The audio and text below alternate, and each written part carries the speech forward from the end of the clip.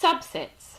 So if I have set A, and if set A is a subset of set B, then all the elements in set A have to be in set B.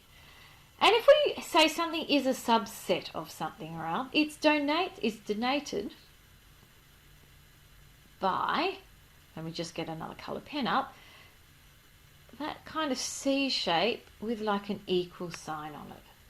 And of course, if it's not a subset, then it's that same signal with the line through it, which is what we're now beginning to see over and over again.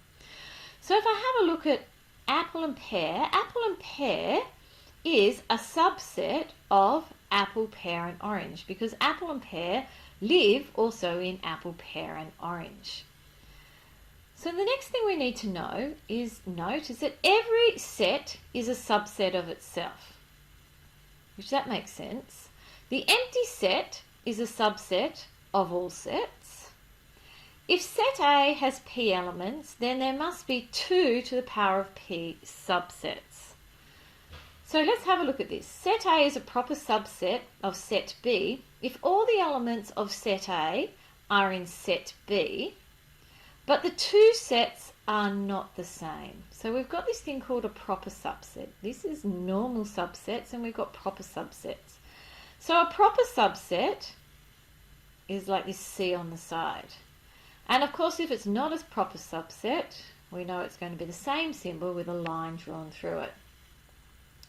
So if I think about the example of the apple and pear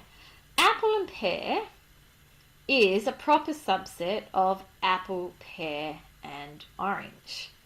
But apple, pear and orange is not a proper subset of apple, pear and orange, because the 2 sets are the same. And if the 2 sets are the same, then it's not a proper subset.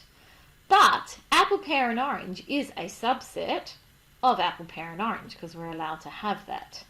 Okay, because so this one here, we just might make a note, because the sets are exactly the same.